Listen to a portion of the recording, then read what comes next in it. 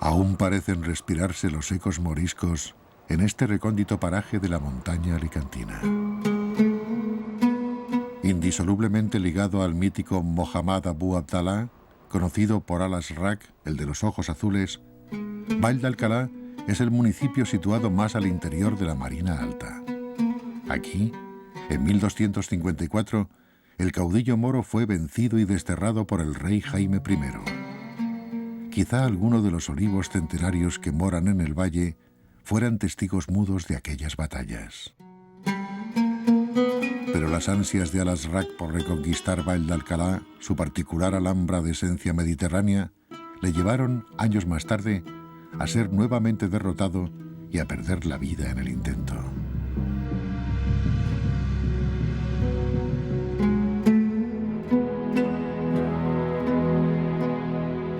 Inmensidad, belleza agreste, un mínimo de tierra de cultivo, algunas cabezas de ganado, es parte de lo que queda en Alcalá de la Jovada. Un presente que dista mucho de aquel esplendor que le confiriera a Al-Azraq y que tímidamente recuerdan los restos de sus castillos.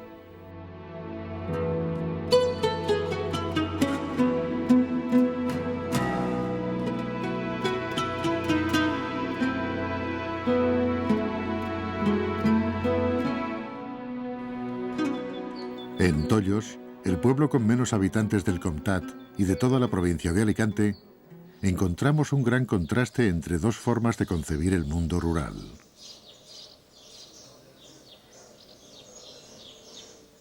Cerca del pueblo, entre los restos de dos masías, Capa y Mona, construcciones de la época morisca, José Seguí, quizá el más viejo de los 43 vecinos de Tollos, arrastra dolorosamente sus callados y los recuerdos. La planicie en lo alto de la sierra, la belleza del lugar, el porte de las casas, la voz de José, transporta en el tiempo. Se duele por todo lo abandonado o destruido. Llora la pérdida del pasado y lo poco que pueda brindarle el futuro. Y aquí se hacía mucho grano, trigo, lentejas. Se hacían habas, pésoles, cigrones, avena, trigo, cebada, de todo. Esta masía aquí, eso era, después daba gusto venir por aquí, pero ahora no. Ay. Cuánto ha llovido,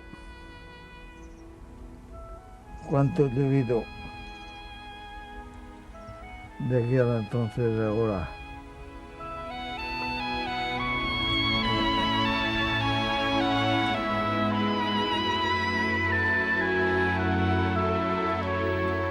En cambio, en el corazón de Tollos, David y Verity suponen para el pueblo un soplo de aire fresco. Esta pareja británica renegó de la gran ciudad para instalarse en el pueblo más pequeño. Con un gusto exquisito, diseñaron el viejo caserón de la antigua escuela, donde hoy regentan un restaurante. Ofrecen una carta con recetas de los 5 continentes, en la que no falta una reinventada gastronomía autóctona.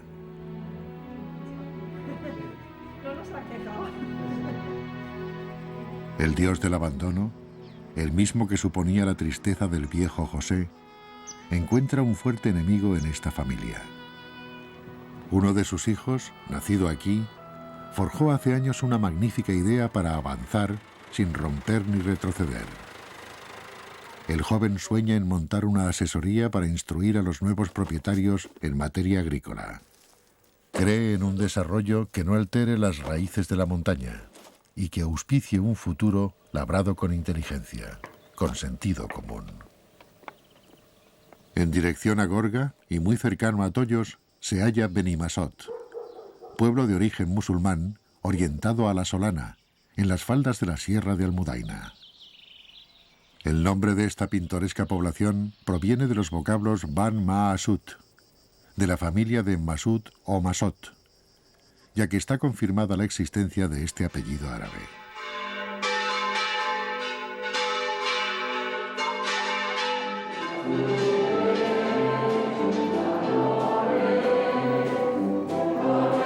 A principios de agosto, Balones celebra sus fiestas en honor a San Francisco de Asís. El día 3 es quizá el más elegante del año para los sarbachos o baloneros. Los protagonistas son los jóvenes y adolescentes de la villa. Entre muros, puertas viejas y macetas floridas, van en procesión hacia la iglesia. Allí los reciben los vecinos y las autoridades civiles y religiosas.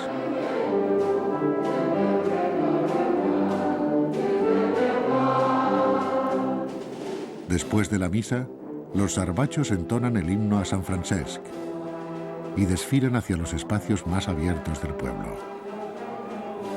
La mascleta, junto a las campanas, resuenan en todo el valle.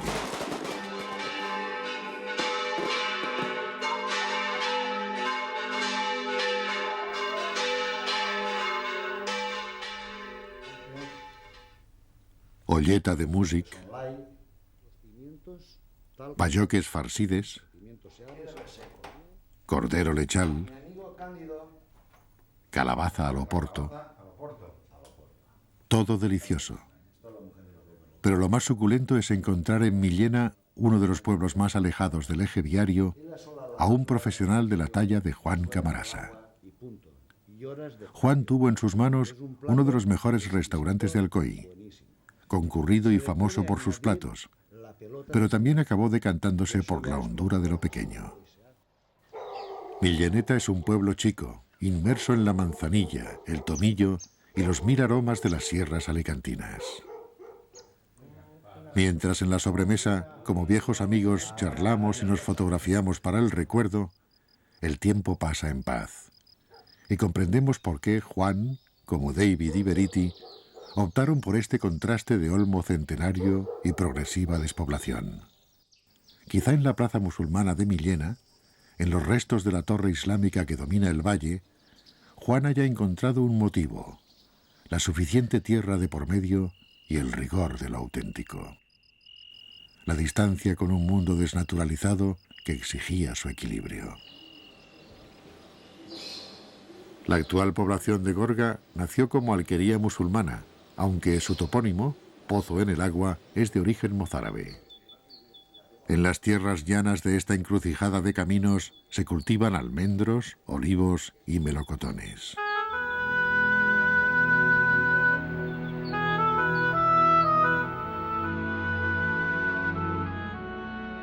Alrededor de la iglesia más grande de la zona, la de la Asunción, alzada en 1742, el tiempo parece dormido en el regazo de la más absoluta paz rural. Más próximo a las áreas fabriles, en Benilloba quedan restos de lo que antaño fuera una floreciente industria. El dios del abandono dispuso uno de sus templos en el viejo almacén textil de José Domènech. Entre el polvo y la ausencia duermen media docena de hiladoras alemanes. Quan jo vaig néixer, la indústria de Benilloba ja ve de molt antiga, de feia molts anys. I se feien, això com es diu, faixes i tacos, i de més, després vam posar a fer sac, o sigui, talecos. Després ja vam dedicar a la manta d'exportació, i últimament ja a mantes bones i més. O sigui, a part d'això, a Benilloba tota la vida no sé si se dedicaven també a la venda ambulant, de venedors ambulants per tota Espanya. De la mateixa fabricació de Benilloba la repartien i la venien per tota Espanya, per totes les nacions. O sigui que aquesta indústria ja ve de Benilloba de fa moltíssim anys. Però al final ja ha desaparegut la indústria, pràcticament. Però que ha sigut un poble molt industrial. Lejos quedan las mantas, las alabardas, las telas y el mercado.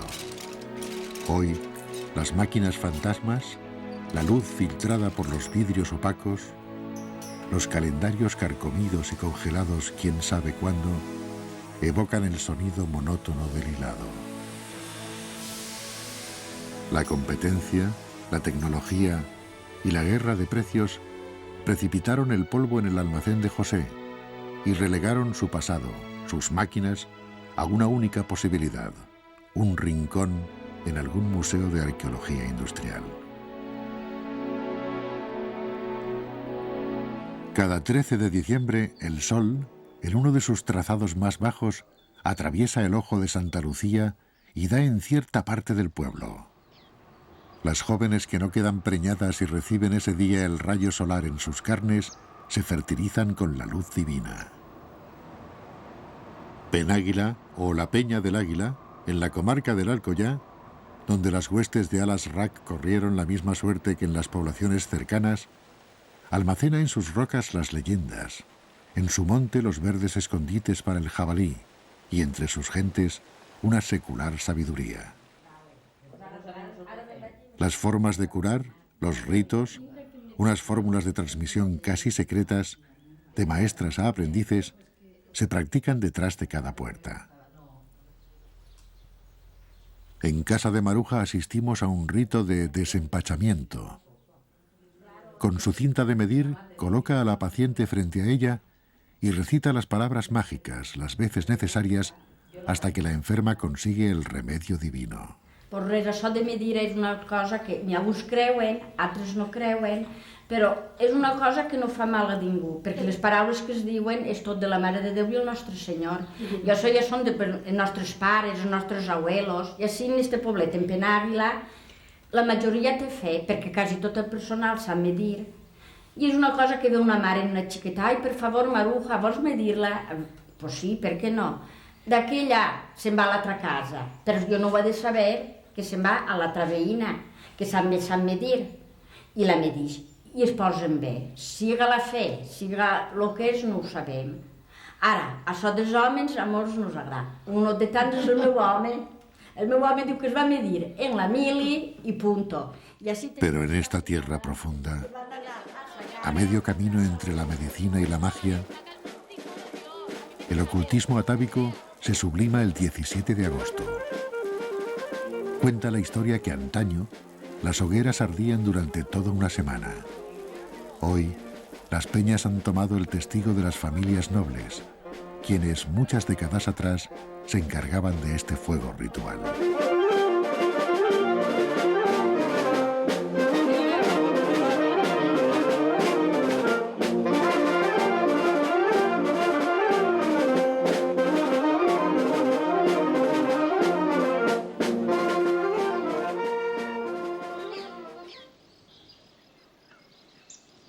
Buscando la puesta de sol, dejamos la carretera que nos comunica con Alcoy para entrar en Benifallim. También se respira la presencia de Alas-Rac entre sus piedras. Los restos de un antiguo castillo hablan de un ayer morisco y del paso del caudillo moro por estas tierras. Vestida de luto, Elvira Satorre permanece inmóvil en su silla de ruedas. A sus 95 años rememora la responsabilidad que pesaba sobre ella al ser una de las pocas personas del pueblo que sabía leer. El correu. Una dona no sabia escriure. Ai, senyor. Ara vol que li escrigui jo la carta. Esta carta no pot anar així si no la va certificar, perquè li enviava algo. No, l'han de certificar. Chicos, sense parar. Sense parar. Què han de fer? Tras los vidrios de sus pesadas gafas, parece rastrear el recuerdo. Por la confesora de Benifallim pasaron declaraciones de amor, esperanzas y noticias muy tristes, difíciles de transmitir. Elvira ha batido la vida, tal y como batió el trigo, al son de las canciones que entretuvieron su juventud y la vieron envejecer.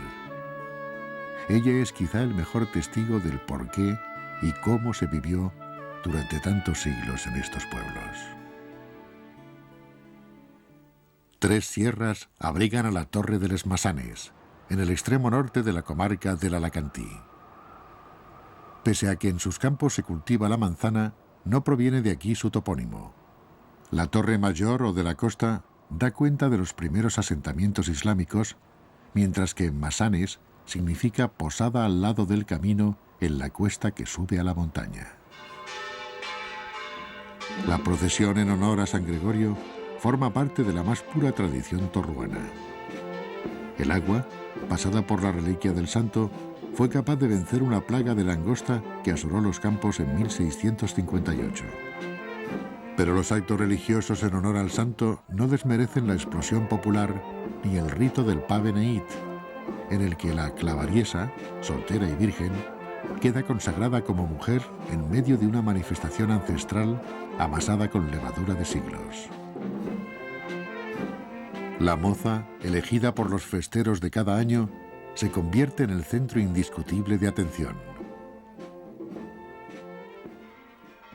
También la patrona del pueblo, Santa Ana, desde el siglo XVII, es agasajada con los festejos que le dedican las casadas del pueblo.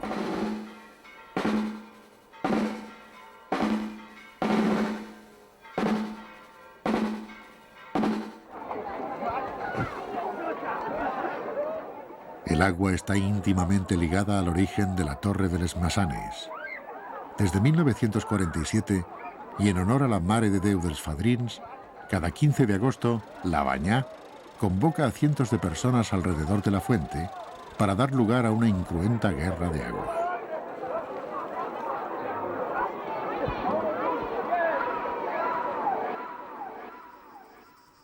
Del topónimo árabe Al-Quaraya, Alcolecha quiere decir castillejo o pequeña fortaleza. Situado en un paraje boscoso, Alcolecha está en el límite entre el Comtat y la Marina Baixa.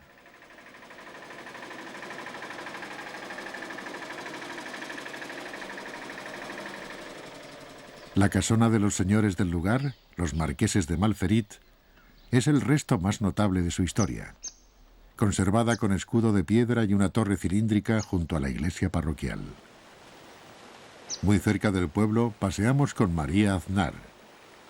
Ella ha vivido desde niña entre plantas, sus usos medicinales y ciertos mitos que rodean al mundo de los vegetales. I així per Alcolecha, en la Serra d'Aitana, en la Serrilla, quines són les herbes més... Jo és el poleo i això, i sàlvia.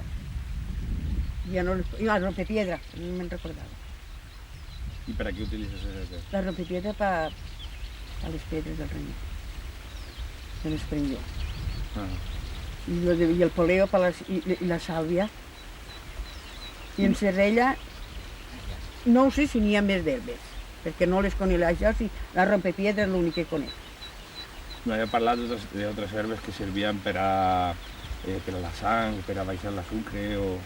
La bracera, Ah, és per baixar el sucre. Todo un universo de sanación y sabiduría. María sabe que la naturaleza cura o envenena. Quienes aprecian estas plantas y conocen sus propiedades son, sin duda, los más arduos defensores de nuestras montañas, aparentemente inhóspitas, pero ricas en especies dejadas caer por la fortuna en el centro de una aromática y sanadora vida. Entre bancales y barrancos, a través de una angosta carretera, llegamos a Beniafé, pedanía de Alcolecha olvidada del presente, de los mapas y las guías. El dios del abandono también reside en Beniafé. Sus viviendas tienen amo en Alcolecha y algún bancal generoso. Pero sus calles no guardan más vida que la que aún son capaces de recordar sus viejas piedras.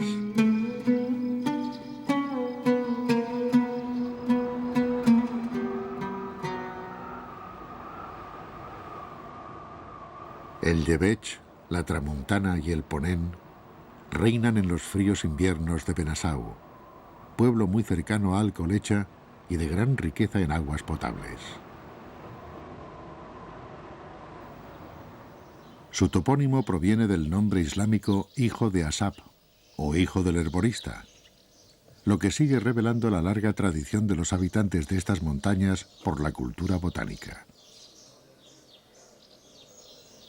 En el corazón de Benasau, junto a la iglesia de San Pedro, nos detuvimos a comer. En un encantador establecimiento vimos preparar a Pepita Crespo viejos platos que antiguamente eran considerados como comida de pobre. Antiguament els minxos eren de dacsa, però ara resulta que la farina de dacsa no es poden fer bé. Entonces jo mesclen en el molí mitad de farina de blat i mitad farina de dacsa. I entonces és quan jo es puc passar bé. De l'altra manera, me se tria i ho ha de reballar tot. Això és un menjar de quan a la guerra. Jo m'ho vaig ensenyar a fer de ma mare, ma tia i tota la família que fem. Els minxos que antes es portaven al forn a coure's. Tiempo, cocción y sabiduría. De la cocina a la mesa. La comida de pobre hizo sentir rico a nuestro paladar. En Ares del Bosc, pedanía de Benasau, constatamos mucha más vida que en Beniafé. Cerca del palacio del Marqués del Bosc y a 600 metros del despoblado morisco de Frainós, nos entrometimos en la conversación de 4 ancianas a la sombra de un algarrobo.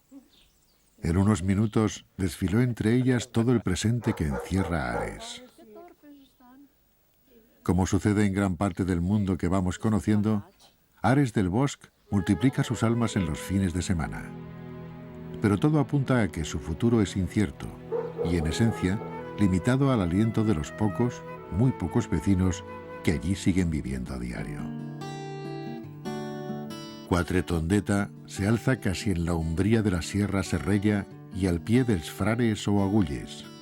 Impresionantes formaciones rocosas de entre 10 y 100 metros de altura, fruto de la erosión y únicas en toda la geografía alicantina.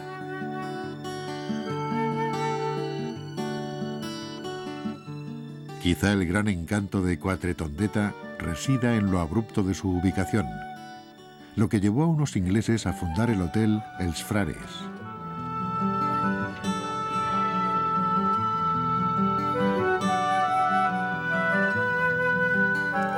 Hoy viven de la sierra y el senderismo. Durante todo el año, cientos de extranjeros recorren las escarpadas montañas de Quatretondeta. Algo desmejorado, tras las intensas nevadas del pasado invierno, se alza el olmo centenario de Facheca. En este pueblo, como en Millena, se lee la historia en las cortezas de sus árboles más viejos. ¿Cuántas verbenas habrá contemplado? ¿Cuántas inscripciones de amor a navaja habrá padecido en sus carnes? El núcleo urbano es precioso. La casa rural en que nos hospedamos nos permite apreciar sus tejados y al fondo la imponente Serrella. A la salida del pueblo, en dirección a Tollos, encontramos el Sester. Cipriano Gilabert nos conduce hasta la cueva en la que de joven guardaba las ovejas después de cada jornada de pastoreo. Nos relata la prisa que se daban en recoger el ganado cuando llovia. Per què no volien que es netejase la llana? La llana no volien que es netejara perquè si es netejava pesava menys, entonces com nosaltres con l'esquilain la veníem per quilos, teníem menys quilos. Entonces no hi havia que netejar-se. Això era una artimanya. És una cosa normal. Sí, sempre està, com si diguem, el que crompa i el que ven, ahí és una lucha, pues nosaltres veníem la llana per quilos. 3 quilos de llana, tant. I regatejaven, perquè el que venia a comprar sabia que... Sí, però no podies regatejar molt perquè la llana, si la tens d'un any per l'altre, com estava bruta, s'apolillava. Entonces tenien que vendre-la per força, perquè al vendre, si no es traies i dir, pues això, perquè si no, si te feia roïn, què fer? Tenies que passar quasi, eren més escrompaors que et feien passar pel tubo, que solen dir. Però, com aquell, si jo li puc posar en la brutea tanta brutea, pues con más brutea yo me esquivo. Cipriano recuerda las minas de arena y más abajo nos muestra un centenario horno de cal. Portaven la pedra i els comencen a arreglar la pedra, van muntant-lo, van fent el marge, com es veu així fora així, i posen la llenya dins per poder treballar, perquè si no, també es perdista l'engany.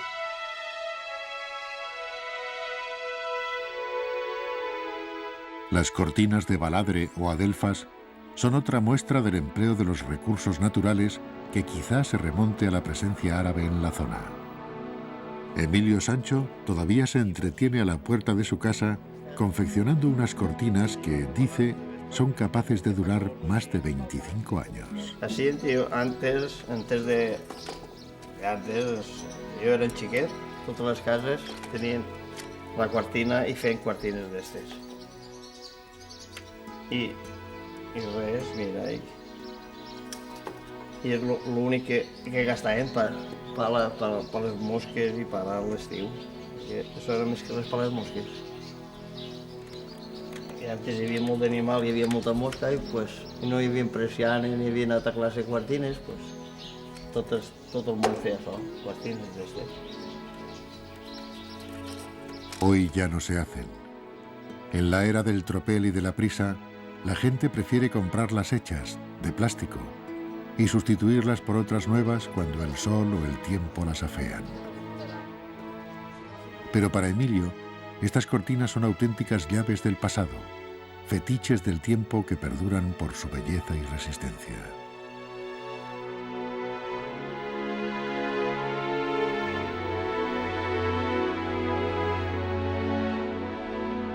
En dirección a nuestro destino final, Castell de Castells, llegamos a Famorca. Este pueblo, el más oriental del Valle de Seta, estuvo ligado a Facheca hasta 1953. Hoy es independiente. Junto al lavadero presenciamos el momento de descanso de una cuadrilla de mantenimiento del pueblo. Entre vino, habas, olivas y bocadillos, y junto a las flores de los jardines, estos hombres aseguran conocer muy bien la sierra. Algunos recuerdan haber abatido jabalís, conejos y perdices entre las aliagas y carrascas de la Serrella. Uno de los enclaves más montañosos de la Marina Alta da cobijo a Castell de Castells, pueblo de origen árabe. Uno más dentro de los vastos dominios del caudillo Alasrac. En este final de ruta conocimos a José Vicente. Con él recorrimos una de las laderas de la Sierra de Alfaro en busca de palmito, materia prima para la confección de bolsos, capazos o barchas, así como otros artículos de palma que sirvieron de sustento a esta y otras poblaciones de la montaña. María Rosa Pérez, vecina de Castell de Castells, recuerda aquellos tiempos difíciles. Inclús les xiquetes, jo recordo haver eixit d'escola i antes d'anar a jugar hi havia que fer una barxeta per a poder ajudar a l'economia de la casa, con lo qual pues, ens assentàvem, els mateixos que estàvem assentades al costat de les dones majors, pues, estàvem escoltant les històries que ens contaven dels seus viatges a Alger o a qualsevol altre puesto, i la veritat és que era un ratet molt agradable estar al costat d'aquestes persones majors que ens contaven la seva vida i que, com que no hi havia tele ni ràdio ni res, pues, per nosaltres era una meravella estar allà al costat d'elles i sentir aquestes històries. Quan acabaven la barxeta anàvem a jugar i les mares pues, es continuaven fins que tenien unes quantes dotzenes de barxes, venia el barxer que dien, i les agarrava i ja les pagava el que havien fet a la setmana, que no era molt, però era molt per elles, y este es el procediment de la barcha. En el portal de una de las casas del pueblo, tal y como se hacía en aquellos años, se trabaja la palma. Cualquiera podría creer a la historia detenida o al dios del abandono, por una vez derrotado por los pocos habitantes de Castell de Castells. Mientras unos separan y otros trenzan, una de las ancianas canta sin tregua viejas melodías que arrancan las risas de los demás. Alguno conoce los sones, sigue la melodía. Otras apenas recuerdan aquella música. Aún transmiten de forma oral las viejas historias, las anécdotas, los sucesos y cotilleos, quién sabe por cuánto tiempo. A pesar de todo, el tiempo ha pasado. Estas personas, bajo su sonrisa, penan la ausencia de niños, la inexistencia quizá de futuros transmisores para sus historias y su palma.